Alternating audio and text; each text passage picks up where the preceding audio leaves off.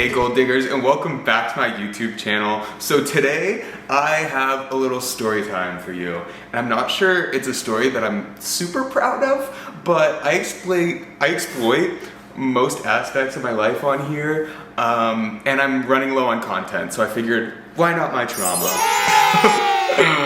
I'm gonna be telling you a story time about when I was a stripper slash Prosti-Dude, I guess. This is when I was living my life much differently than now. I'm not currently doing any of these activities anymore.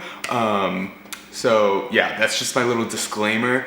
Anyways, let's jump right into the story because there's a lot to get into. This took place a few years back in New York City. I was a traveling dancer at the time, but whenever I came into New York, I would get a lot of my jobs from a stripper pimp. Pimpin' been since pimpin'. And that's like the only way I can describe him.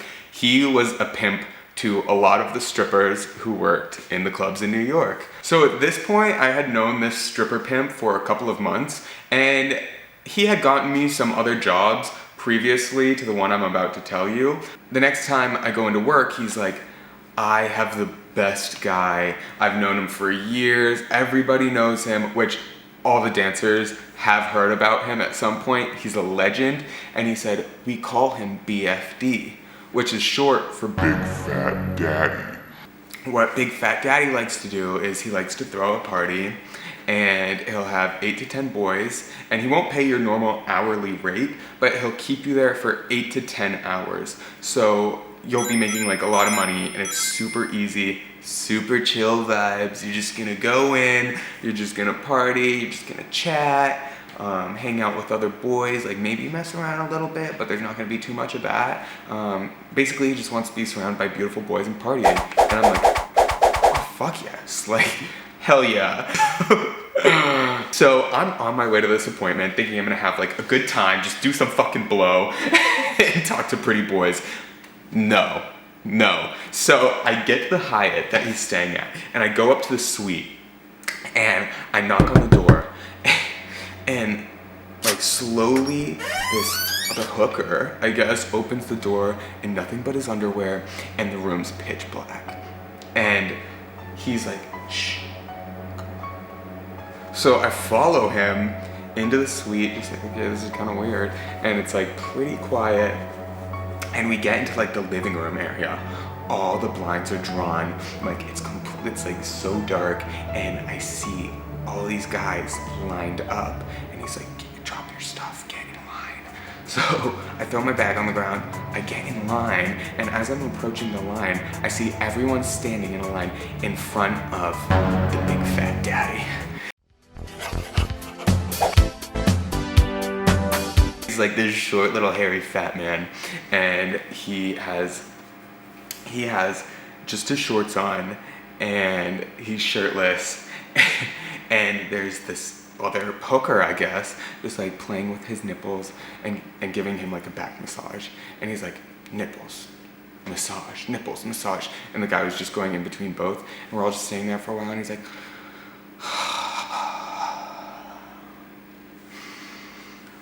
let me tell you boys something before we begin. I may get mean, I may get emotional, but at the end of the day, we're all here to make money, right? I'm just a big fat daddy who has a lot of it. I want to see you guys wear different clothes. Go put on a polo shirt and khakis, and then we'd put it on and he'd be like, oh. He wanted to see us in all these different like clothes, I guess. I don't know. So he told me to like put on the clothes, walk around the room 3 times, stand in the middle, and do a spin. So I did that, and then he's like, Golden boy, come here. Mind you, he cannot look me in my eyes. Like he's not looking me in my eyes at all. And then he pulls down his pants and starts himself, right? And crying. So he's crying and he's saying, I'm just a big fat daddy, that's why you're here, right? And like, I felt like bad because this man's like crying, but I'm like, does he want me to say yes? Like, I'm kind of getting the vibe that he wants me to say yes. So I was like, yeah. And he's like, oh, and starts like harder, and he's like crying, and now he's looking me dead in my eyes. He's like, tell me I'm a big, fat daddy. I'm like, you're the biggest, fattest, fucking hairiest daddy I've ever seen, and I want your cash. And Big Fat Daddy loved that. He was like, you know what the saddest part about this? Tears in his eyes. The saddest part about this is none of you boys love me, but I've got cold hard cash, and that's why you're here, right, baby? And I'm like, I just want all your fucking money, yeah.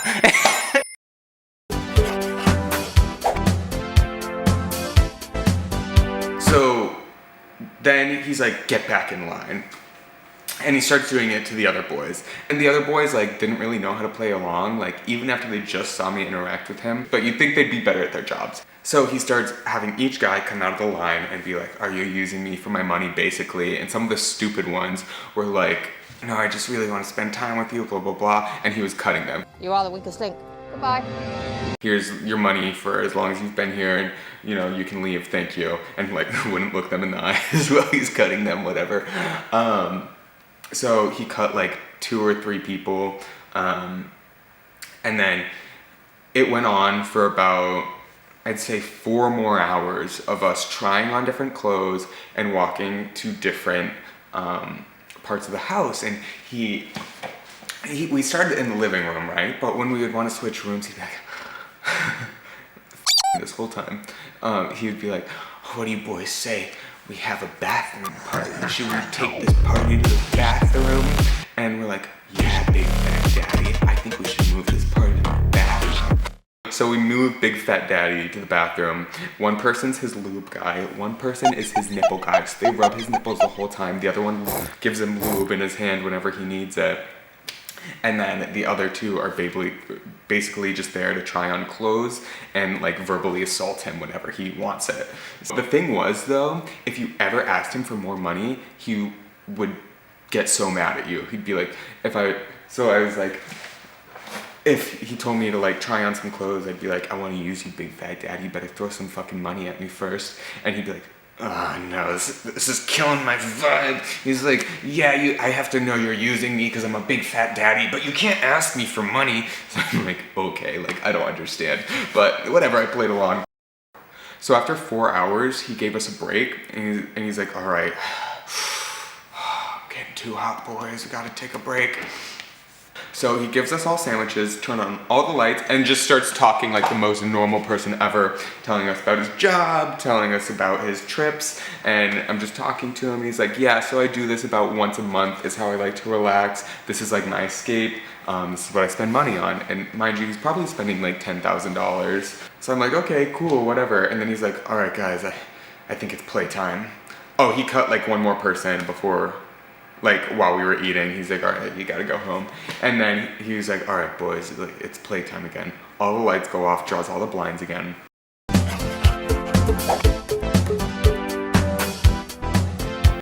He starts off by having a guy rub his nipples, and he's playing music from the 80s. And he's like, God, this just brings me back to when I used to do speed and go to the club. And then he'd be like, why don't you guys show me how you would dance if you're at the club?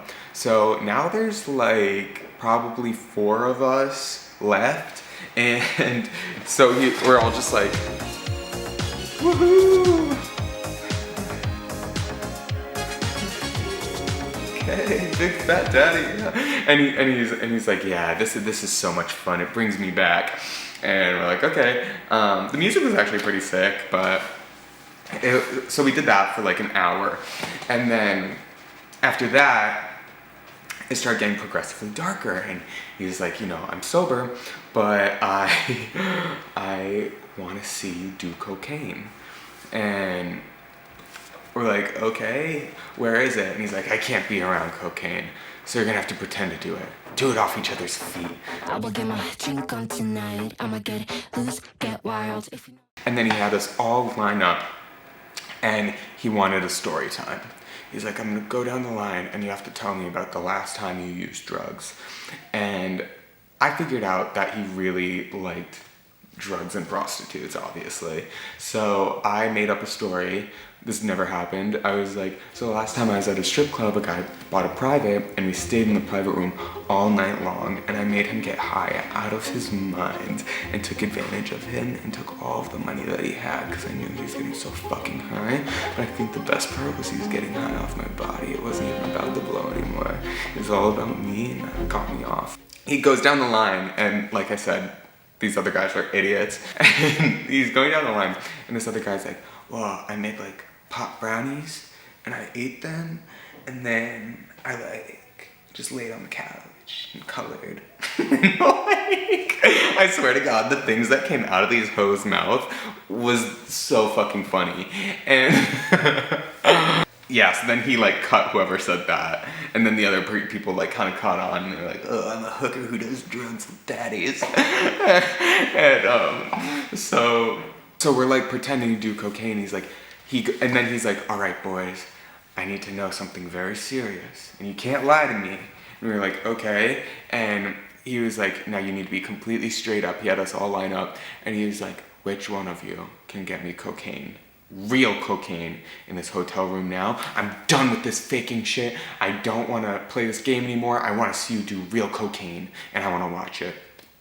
And he points at me first, and I'm like, am I supposed to be like 100% honest? Because I would have no idea where to buy cocaine.